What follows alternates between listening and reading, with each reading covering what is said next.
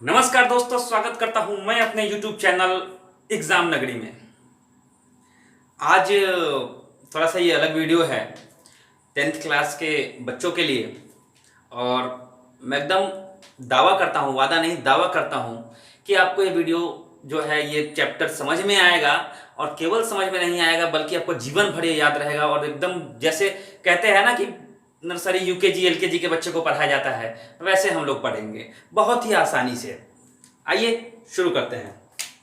पहले चैप्टर तो जान लीजिए कौन सा चैप्टर है। इस चैप्टर का नाम है AIRTH, अर्थमैटिक। और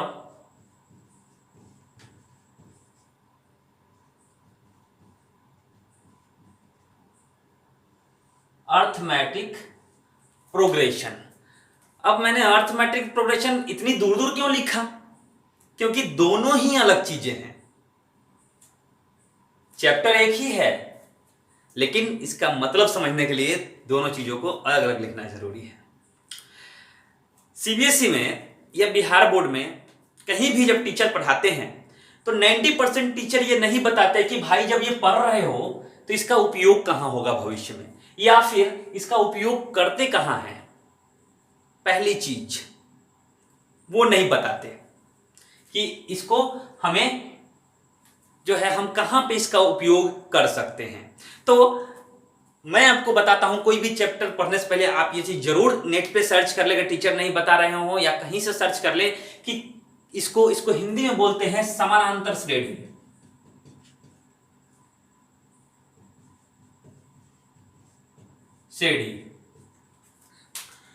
हिंदी में बोलते हैं समानांतर श्रेणी। इसका उपयोग जो होता है, इसका उपयोग बैंकिंग में होता है, इसका उपयोग होता है इंटरेस्ट कैलकुलेट करने में, इसका उपयोग होता है जब एक निश्चित समय के बाद, जैसे हम लोग चक्रवृद्धि ब्याज पढ़ते हैं, कंपाउंड इंटरेस्ट, सिंपल इंटरेस्ट पढ़ते हैं, तो उसमें क्या होता है कि एक कैलकुलेशन निकलता है, ऐड करके इंटरेस्ट निकलता है जब दर वगैरह दिया रहता है। लेकिन यहां पे कुछ मामला डिफरेंट है। जैसे बैंक में आपने 1 लाख लोन लिया और आपको जो है 12% की दर से आपको इंटरेस्ट चुकाना है।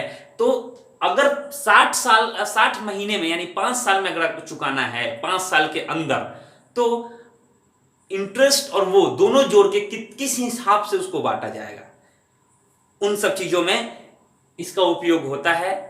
इसी को फॉलो करते हुए एक सॉफ्टवेयर होता है जो कि यूज में आता है। अब जब हम इसके चैप्टर के बारे में जानेंगे तो हमें पता चल जाएगा कैसे उपयोग होता है। तो चलिए शुरू करते हैं। इसको एकदम जीरो से बताता हूं, ठीक है। काउंटिंग आती है ना, 1 से 100 तक तो काउंटिंग आती होगी आपको, अगर आप 10th क्लास में पढ़ रहे हैं तो 1 से 100 तक काउंटिंग आती है। तो जरा बताइए एक छोटा सा रीजनिंग। संख्या है, कोई भी संख्या है, अपनी मर्जी से बोल लीजिए, 4 5 6 7 कुछ भी। चलिए 6 मान लिया। एक संख्या है 6, एक संख्या है 6, पहली संख्या 6। सबसे पहले क्या लिखा हमने? 6। उसके बाद एक कॉमन डिफरेंस पे हमें सीरीज को रखना है, एक नंबर को रखना है। जैसे 6 के बाद मान लीजिए 11, 16, 16 6 5 11, 11 5 16, 16 5 21, 21 5 26। अगर मैं आपसे पूछूं कि अच्छा बताइए तब अगला टर्म क्या होगा, तो आप सीधे कहेंगे 26 से 5 जोड़ दीजिए और क्या होगा? 31 होगा। हम कहेंगे अच्छा ठीक है, अगला टर्म बताओ। तो 31 में 5 जोड़ दो, 36। ऐसे करते करते करते करते ये चलता रहेगा, चलता रहेगा, चलता रहेगा, चलता रहेगा, ठीक है, ये सीरीज। तो अर्थमेटिक प्रोग्रेशन, ये सीरीज अर्थमेटिक प्रोग्रेशन में है, हम कह सकते हैं। कैसे? क्योंकि हर 2 टर्म के बीच का जो अंतर है वह क्या क्या है? समान है। यानी हर 2 पदों की, दो जो है लगातार जो पद है, हर 2 पदों के बीच का अंतर हमेशा समान होता है, हमेशा समान होता है। यानी हर बार आप अगर पीछे वाले में से आगे वाला घटाइए, चाहे आगे वाला में से पीछे वाला घटाइए, हमेशा अंतर क्या होगा? समान होगा, हमेशा अंतर समान होगा, पहला, ठीक है। उसके बाद अब देखिए, इस चैप्टर का मतलब ही बहुत लोग नहीं बताते। चैप्टर का मतलब होता है, अर्थमेटिक मतलब होता है अंकों का हेरफेर, अंकों का हेरफेर। और प्रोग्रेशन मतलब होता है कि एक निश्चित अंतराल पे आगे की ओर बढ़ना, मतलब एक निश्चित अंतर पे आगे की ओर बढ़ना, चाहे वो प्लस में बढ़िए चाहे माइनस में बढ़िए। -2 घटाया, फिर -2 घटाया, फिर -2 घटाया, हर बार अंतर बराबर होना चाहिए, चाहे +2 +2 +2 जोड़ा, हर बार जो है अंतर, दो पदों के बीच का अंतर जो है समान होना चाहिए। एकमात्र शर्त यही है, तभी वह पद जो है वो बोला जाएगा कि समानांतर श्रेणी में है या फिर अर्थमेटिक प्रोग्रेशन में है। ठीक है। अब मैंने ये क्यों बताया? क्योंकि बच्चों प्रश्न आते हैं एग्जाम में कि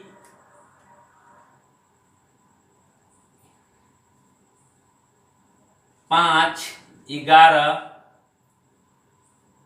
17, 20, 26 आर इन एपी मतलब अर्थमेटिक प्रोग्रेशन। ये प्रश्न आ गए, क्वेश्चन है। तब कैसे निकालेंगे भैया? जब हमारे दोनों पदों के बीच का अंतर बराबर। 3 पदों को हमेशा चेक कीजिए, 3 पदों को कम से कम जो है हमेशा चेक कीजिए 3 बार। जैसे 5 में से अगर 11 घटाएंगे तो -6, 11 में से 17 घटाएंगे तो -6, 17 में से 20 घटाएंगे तो यहाँ -3 आ जा रहा है। हर बार -6 आता था, यहाँ पर -3 आ जा रहा है। मतलब ये अर्थमेटिक प्रोग्रेशन में नहीं है। नो, आंसर होगा नो। मतलब हर बार पदों की संख्या क्या होनी चाहिए? बराबर होना चाहिए। हर बार जो है पदों की संख्या क्या होनी चाहिए?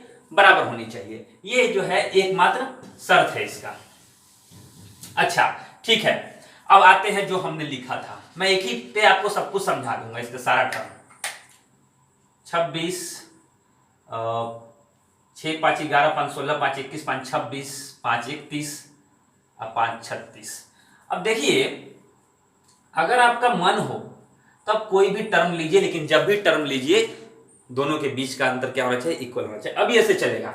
अब देखिए इसमें क्या है कि ये है पहला टर्म। मैंने शुरू में 3 बार बोला, 4 बार बोला। कौन सा टर्म है? पहला टर्म। एबीसीडी जानते होंगे आप लोग। एबीसीडी में पहला जो है लेटर कौन सा होता है? ए का। पहला लेटर ए का, तो इसलिए ए का मतलब हम लोग समझ लेते हैं फर्स्ट टर्म। ए का मतलब फर्स्ट टर्म, ये फर्स्ट टर्म है। ठीक है, ये फर्स्ट टर्म है। इसको आप A1 भी कह सकते हैं। A1 कह दीजिए, ठीक है, फर्स्ट टर्म है, यानी पहला पद। ठीक है, यह कौन सा पद होगा? दूसरा पद। तो इसको आप A2 बोल लीजिए। ए से क्योंकि डोनेट मैंने इसलिए किया है कि A1, A2, A3 ऐसे प्रश्न आते हैं। ठीक है, तो यहां पे A2 दूसरा पद, सेकेंड टर्म। अब ए के नीचे जितना लगा दीजिए उतना टर्म है ना। तो पहला टर्म 6, दूसरा टर्म जो है 11, ऐसे करते करते तीसरा टर्म 16, चौथा टर्म 21, पांचवा टर्म 26, छठा टर्म 31, सातवां टर्म 36। अब 8वां टर्म निकालिएगा तो आप निकाल सकते हैं कि 36 सर, 36 में 5 जोड़ दिए 41, 5 जोड़ दिए 46, क्योंकि अर्थमेटिक प्रोग्रेशन में तो अंतर बराबर हो जाएगा हर जगह का। अब देखिए, अब क्या भाई मामला शुरू होता है कि पहला, दूसरा, तीसरा, चौथा, पांचवा, छठा, सातवां, आठवां, नौवां, 1 2 3 4 5 6 7 8 9, 9th टर्म 46 है। तो ये अर्थमेटिक प्रोग्रेशन है। आपसे कहे भैया हमको चाहिए 946 टर्म, यानी 946वां टर्म, जरा बताइए तो। अब जोड़िएगा हाथ पर, 946। जी नहीं। अब देखिए मैं आपको एक चीज बताता हूं, एक फॉर्मूला है, Tn बराबर A plus n minus 1 into D. ठीक है, अब मैं आपको इसमें क्या बता चुका हूं कि A का मतलब होता है पहला टर्म। A का मतलब क्या होता है? पहला टर्म। Tn मतलब होता है nth टर्म। Tn बराबर क्या होता है? nth term. nth टर्म मतलब nवां टर्म। जैसे 5वां टर्म तो T5 बराबर जहां जहां n वहां वहां 5। तो यहां 946वां टर्म, यानी जहां जहां n वहां वहां 946 रख देना है आपको। ठीक है, अच्छा तो n बराबर क्या होता है? n बराबर होता है नंबर ऑफ टर्म। n बराबर होता है नंबर ऑफ टर्म। जैसे देखिए एक एग्जांपल, मैंने यहां एग्जांपल लिया है कि पहला 6, दूसरा 11, तीसरा 16, चौथा 5वां, छठा 7वां, 8वां, 9वां टर्म कितना है 46, यानी nth टर्म 46, लेकिन n बराबर कितना हो जाएगा 9। पदों की जो संख्या हम काउंटिंग करेंगे तो कितना आएगा 9। तो 946वां टर्म बोल रहा है, मतलब कि श्रेणी जो है उसमें 946 संख्या है, तो पदों की संख्या यानी n का वैल्यू 946 रख देंगे। ये हो गया। अब समझना बहुत जरूरी है, सारी चीजें इसी पे डिपेंड है। tn मतलब हो गया nth टर्म, n मतलब हो गया नंबर ऑफ टर्म, और d मतलब हो गया कॉमन डिफरेंस। मैं केवल यहां डिफरेंस नहीं बोलूंगा, कॉमन डिफरेंस जो सबके बीच में होता है। ठीक है, ये चीजें हो गई। अब इसी पे आपका पूरा एपी बन जाएगा। पूरा एपी, बस इस चीजों को, इन चारों को आपने जान लिया तो पूरा एपी बन जाएगा। आइए देखते हैं कैसे। तो मैंने आपको एग्जांपल दिया, अब आपको चाहिए कि भैया आपने जो ये फॉर्मूला लिखा ये क्या सही है, देख लो भैया सही है कि नहीं। 9वां टर्म 46 है ना, तो 9वां टर्म यानी n का वैल्यू 9 लिखने पर, 9 गो टर्म है, 9 गो पद है इसमें, तो n का वैल्यू 9 रखने पर हमारा आ जाना चाहिए। तब पहला टर्म है a के जगह पर क्या है 6, प्लस n माइनस 1, तो n की जगह पर क्या है 46, माफ कीजिएगा, n मतलब होता है नंबर ऑफ टर्म, यानी टोटल नंबर ऑफ टर्म कितना है 9, और plus a plus n minus 1 into D, तो d कितना है 5, 6 प्लस 9 में से 1 गया 8, गुने 5, 8 पचे 40, 40 6 46 आ गया, यानी कि T9 का वैल्यू हो गया 46। T9 का वैल्यू हो गया 46। T9 मतलब 9वां टर्म, और n के जगह पर जहां जहां n वहां 9, तो हमारा आ गया 46। उसी प्रकार हम लोग 946वां अगर टर्म पूछेगा या 545वां टर्म पूछे, कौनो टर्म पूछ ले, जहां तक आपको नंबर याद है वहां तक टर्म पूछ लीजिए। 946वां टर्म यानी कि T 946 बराबर क्या आता है, a का वैल्यू कितना 6 प्लस n माइनस 1 यानी 946 माइनस 1 इंटू डी, तो कॉमन डिफरेंस है 5। 6 प्लस 945 गुने 5 इक्वल टू 945 पच्चे हो जाएगा, 5 पच्चे 25 का 5, हाथ में 2, 5 का 20, 2 22 का 2, हाथ में 2, 9 45 से 2 47 प्लस 6 4731 आंसर। क्या डाउट है? कोई डाउट नहीं है, ये एन टर्म। ठीक है, अब मैं कुछ प्रश्न आपको बता रहा हूं, कैसे जो है प्रश्न कैसे कैसे आते हैं, इसको मैं लिखा हुआ रहने देता हूं, ये तो ऐसे ही था, कोई भी टर्म निकाल सकते हैं। अब यहां से जो है मैं चेन्नई में हूं, यहां से बिहार तक टर्म लिख लीजिए, लास्ट जो आपके घर तक जो टर्म पहुंचता है, कौन सा टर्म पहुंचेगा वो आपका निकल जाएगा। ठीक, प्रश्न कैसे, पहला तो मैंने बताया, अब आपको प्रश्न कैसे आएंगे, लिखेगा क्वेश्चन सीबीएसई में, if a plus 1, a plus 2, a plus 3 are in AP, then what is the value of A? प्रश्न कहता है कि a प्लस 1 ये टर्म है, टर्म नंबर 1 ये पूरा टर्म है, टर्म नंबर 2, टर्म नंबर 3, कह रहा है कि पूरा टर्म एपी में है। तो भैया एपी में है, ठीक है, आपने कहा एपी में है, तो एपी में रहने का पहला शर्त क्या होता है कि आगे वालों में से पीछे या पीछे वाला में से आगे कहीं भी घटाइए एक सीरीज में तो अंतर समान आता है। मतलब इसमें जो हमारा हो गया कि a प्लस 1 में से हम घटाएंगे a प्लस 2 बराबर होना चाहिए a प्लस 2 में से अगर हम घटाएंगे a प्लस 3, यही ना होगा, इसमें से इसमें घटाएंगे बराबर हो जाएगा, इसमें से इसमें घटाएंगे, हर टर्म में से पीछे वाला या अगला टर्म घटाएंगे तो बराबर आना चाहिए। अब देखिए a प्लस 1 हो गया, माइनस a हो गया, माइनस 2 हो गया, इक्वल टू ये क्या हो गया माइनस a हो गया, और प्लस माइनस माइनस 2 हो गया, फिर यहाँ माइनस a हो गया और प्लस माइनस माइनस 3 हो गया। तो कितना हो जाएगा, a से a कैंसिल, -2 में से 1 गया, -1 बराबर यहाँ पे जो है -a और ये भी माइनस है, तो -a कितना हो जाएगा, -2a, -2a, अब -2 और -3 कितना हो जाएगा, -5। ठीक है, अब इसमें से क्या करेंगे, दोनों को इधर से उधर करते हैं, साइन चेंज हो जाएगा दोनों में से, या फिर आप क्या कर लेंगे, दोनों को इधर कीजिए, तब -2 इधर आके क्या हो जाएगा, पलट देते हैं इसको इधर कर देते हैं, -2 इधर आके हो जाएगा +2a, आई हो जाएगा +5, इक्वल टू -1 इधर आके क्या हो जाएगा, +1, 2a इक्वल टू +5, फिर इधर जाएगा तो -5, 2a बराबर -4, 2a इक्वल टू -4, तो a बराबर कितना हो जाएगा, -4/2। आ गया आंसर, आ गया आंसर, यानी a का वैल्यू कितना आ गया, -2, a का वैल्यू आ गया -2। अब a का वैल्यू निकल गया, कभी कभी तो कह देगा इसी प्रश्न में, अगर एक बार a का वैल्यू निकल देगा तो बोलेगा कि find the series, find the series, तो भैया a का वैल्यू हमारे पास आई है, तो जहां जहां a है वहां वैल्यू रख दीजिए, -2 रख दीजिए, -2 + 1 तो 1 हो जाएगा, -2 + 2 तो 0 हो जाएगा, -2 + 3 तो +1 हो जाएगा ना, यही अर्थमेटिक प्रोग्रेशन है। तो आशा करता हूं पहला क्वेश्चन का टाइप आपको समझ में आ गया होगा, ऐसे ऐसे प्रश्न आते हैं। अच्छा, दूसरा टाइप का प्रश्न क्या आता है, देखिएगा सब जगह रूल हम यही फॉलो कर रहे हैं, इसी रूल को अपना रहे हैं। ठीक है, तो पहला तो मैंने बताया था कि एपी में कैसे होगा हम जानने के लिए। अच्छा, अब देखिए प्रश्न क्वेश्चन टाइप 2 कैसे आता है।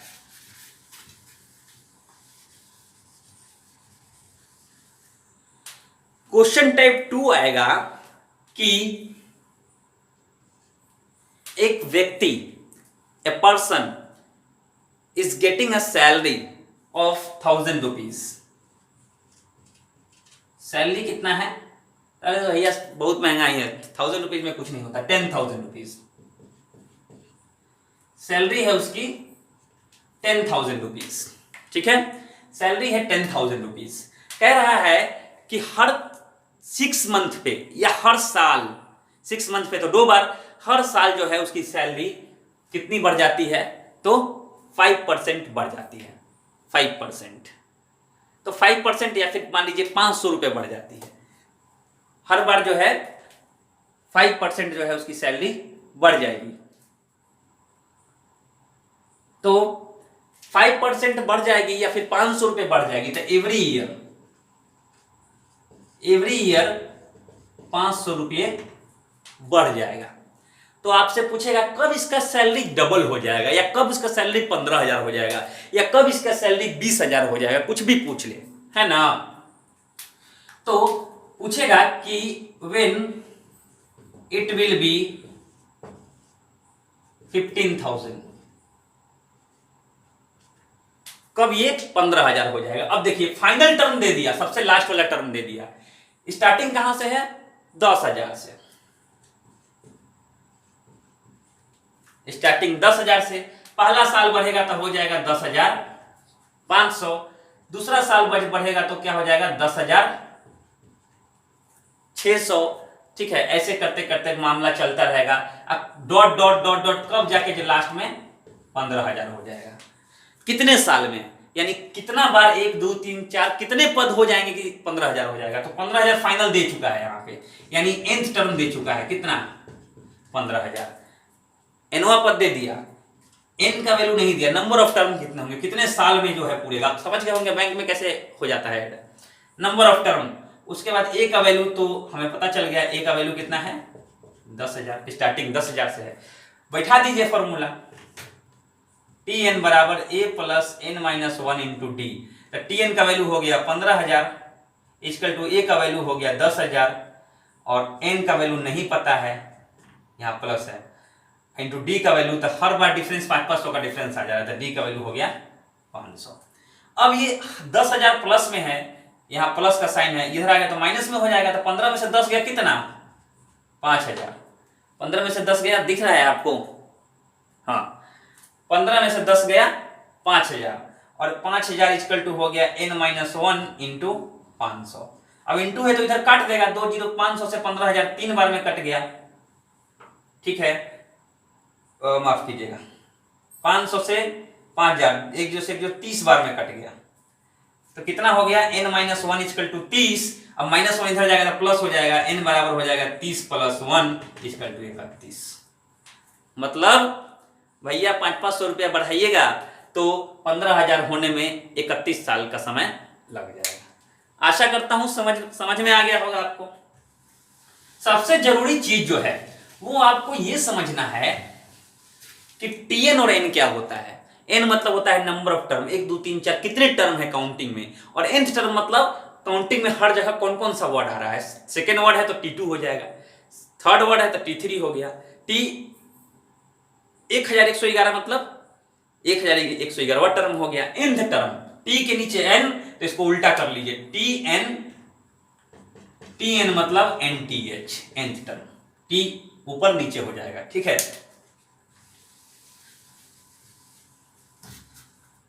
समझ में आ गया होगा, बहुत आसान है, अलग अलग प्रकार के प्रश्न आते रहते हैं, ठीक है। आपको क्या करेगा, कभी ए दे देगा, एन दे देगा, डी नहीं देगा, आपको डी निकालना पड़ेगा, सीधे टीएन दे देगा, अंत का जो है दे देगा कि अंतिम टर्म कौन सा होगा। ये कभी कभी कह देगा कि क्वेश्चन नंबर 3 टाइप में क्या बोलेगा कि 1 से लेके 100 तक, या फिर बोल देगा कि 1 से लेके 1000 तक 3 से विभाजित होने वाली जितनी संख्या है, या 3 से विभाजित होने वाली कितनी संख्या है, ठीक है भैया। पहला संख्या तो खुद 3 हो जाएगा, दूसरा संख्या 6, तीसरा संख्या 9, चौथा संख्या 12, ऐसे डॉट डॉट डॉट डॉट करके 1 से लेके 1000 तक, यानी कि 1 से लेके 1000 तक अंतिम संख्या हो जाएगा 999, होगा ना 900। अब पूछ रहा है कि भाई 3 और 999 के बीच में कितना टर्म है जो कि 3 से विभाजित होगा, तो कॉमन डिफरेंस तो 3 रहेगा जिससे विभाजित होगा, क्योंकि 3 से बढ़ाते जाएंगे तो 3 से कटते जाएगा। तो a बराबर हो गया 3, d बराबर हो गया 3, और tn अंतिम टर्म दे दिया है, कितना हो गया 999, और तो वैल्यू निकाल देंगे a plus n minus 1 into D, ये है tn का फॉर्मूला, ये है tn का फॉर्मूला। tn का वैल्यू दे दिया है कितना 999, a का वैल्यू दे दिया है 3 प्लस n माइनस 1, n का वैल्यू नहीं पता है, कितनी संख्याएं हैं तो पूछ ही रहा है, और d का वैल्यू है 3 प्लस 3, इधर आके क्या हो जाएगा -3, 999 में से 3 गया, कितना बच गया 996 equal to n minus 1 into 3, into में ही इधर क्या हो जाएगा डिवाइड हो जाएगा, 3 से 996 कट गया, 3 3 9 3 3 9 3 दिन 6 आ गया, n माइनस 1 बराबर 332, माइनस 1 इधर क्या हो जाएगा +1, तो n इक्वल टू हो जाएगा -1, ये इधर +1, 332 और 333 टर्म ऐसे हैं जो कि 3 से विभाजित हो जाते हैं। तो बड़ा आसान है समझना, है ना। आपके मन में कोई प्रश्न हो, कोई भी चैप्टर हो 9th और 10th का, आप मुझे कमेंट में बताइए, मैं ऐसे ही बच्चों की तरह आपको पढ़ाऊंगा बड़े आसानी से। चैनल सब्सक्राइब कर लीजिएगा, बस उतना ही चाहिए मुझको। अगर समझ में आया, और नहीं समझ में आया बताओ, मैं वीडियो डिलीट कर दूंगा, कोई फायदा नहीं है ऐसे वीडियो डालने का जो कि आपको समझ में ना आए, खासकर 9th और 10th के लिए। बहुत आसान है, बस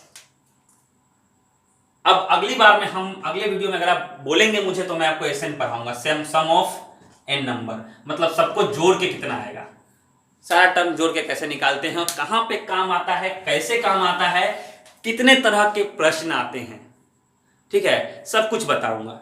ये सेकेंड सेमेस्टर यानी जो भी सेकेंड टर्म चलता है हमारे 10th क्लास में, उसका पहला चैप्टर है ये। फर्स्ट टर्म तो रियल नंबर से शुरू होता है, करते करते करते करते हम लोग सेकेंड टर्म में ये पढ़ते हैं, ट्रिगो पढ़ते हैं, स्टैटिक्स पढ़ते हैं, ऐसे करके चैप्टर्स हैं। बाकी quadratic equation, polynomials, real number सब हमें फर्स्ट टर्म में पढ़ना पड़ता है, ऐसे पार्ट वाइज करके। 3 महीने से ज्यादा का नहीं है 10th क्लास, केवल अगर ज्योमेट्री को निकाल लेंगे तो 2 महीने, ज्योमेट्री थोड़ा ज्यादा चलता है। तो ये हमारा था एपी। दोस्तों समझ में आ गया हो, कमेंट कीजिए, लाइक कीजिए, दोस्तों में शेयर कीजिए। बहुत ही आसान तरीका है ये समझने का एपी को। धन्यवाद। चैनल जरूर सब्सक्राइब कर लेना। एग्जाम नगरी है, आपके मतलब की चीज होगी। आप मुझे कमेंट करें, जो चैप्टर समझ में नहीं आता, जो क्वेश्चन नहीं आता, मैं आपको उसका आंसर भी दूंगा। और आंसर क्या दूंगा यार, अगर चैप्टर अगर आपको नहीं समझ में आ रहा है तो चैप्टर ही यहाँ पर हम लोग डिक्लेयर कर लेंगे। Thank you very much.